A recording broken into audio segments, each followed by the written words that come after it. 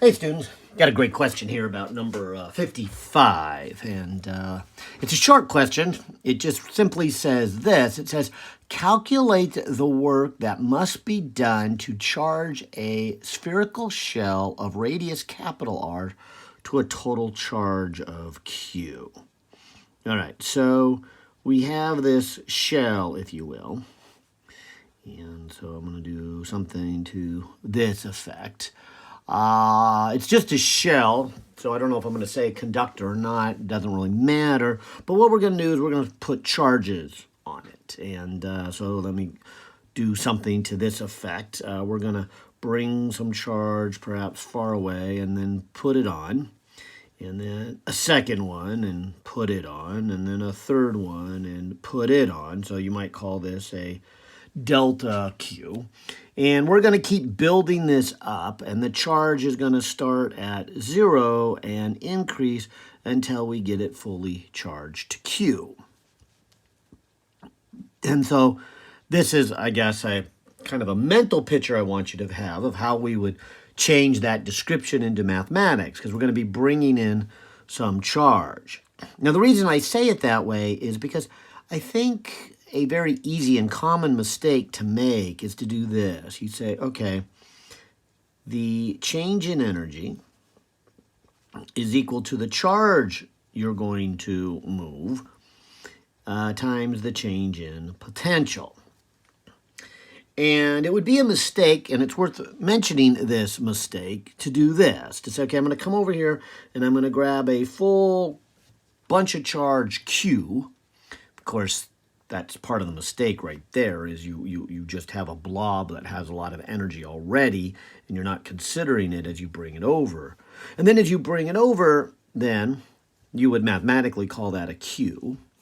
And then you would do one of two things, both of which would be a mistake. You would say, okay, I got this big chunk Q, and I'm going to bring it over to an uncharged sphere. Well, an uncharged sphere doesn't make any electric field. It doesn't take any effort. There's no change in potential, and so you would say the change in potential is 0.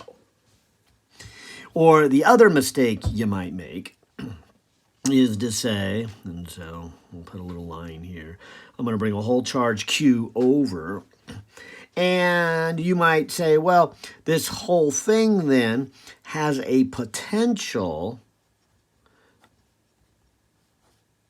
And again, I'm not sure why you would say this, but you might say it has a potential of already some value because there's a charge Q on it. Now, you haven't really put the Q on there, so that's kind of weird to say. But if you kind of double count, you might say, okay, the potential then is KQR as I bring it over. So I bring a whole charge of capital Q to a ball that already has a Q on it, which isn't getting us where we want to go, because that would really be now 2 charges of Q on there, and not considering the assembling energy of this anyways, and then we would get something that would look like that. And either one of those are just wrong because of the nature you didn't assemble it.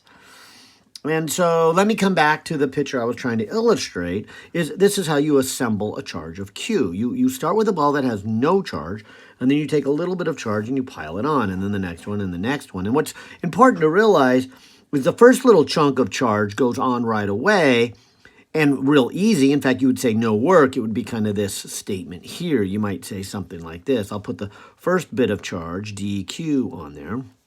And since there's no charge already on here, the potential is 0.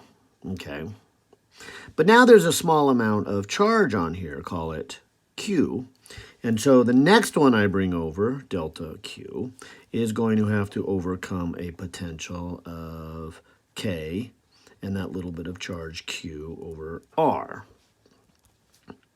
Now, the next little chunk I bring over, dq, is now going to face a potential that's a little higher because we now have 2 pieces of charge over here. I don't know if you want to change the symbol here or just call it Q, Q being a variable, and it keeps getting bigger.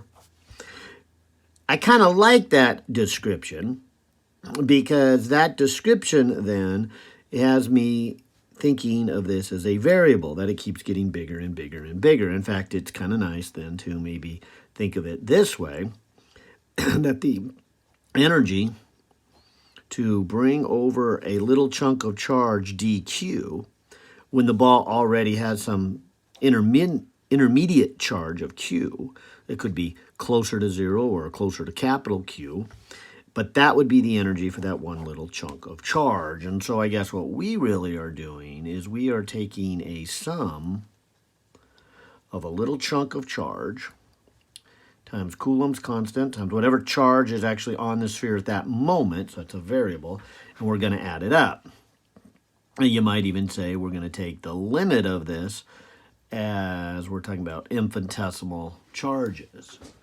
And that is why I'm then going to write an integral of dq, so there's the limit, of kq over r.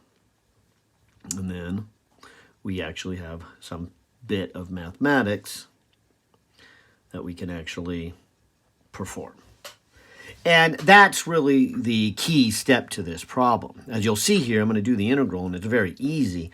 So that's not the hard part of this problem, and not really even the intent of this problem. The intent of this problem is to kind of get you to think about our new electrical, and magnetism, and then adding up chunks of charges.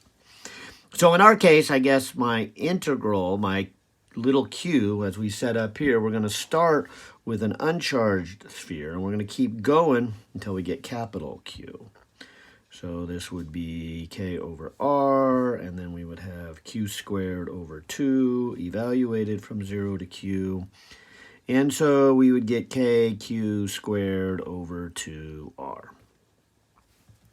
And that's our answer. And notice that answer is halfway between our mistake when we think of it as 0 energy or too much energy. In fact, I kind of like to write it this way. You can think of it as a q times a kq over r times a 1/2. Because this middle piece, this is the potential when it is fully charged. And the mistake is thinking that you're going to bring over a charge of q when it's fully charged. No, you're not.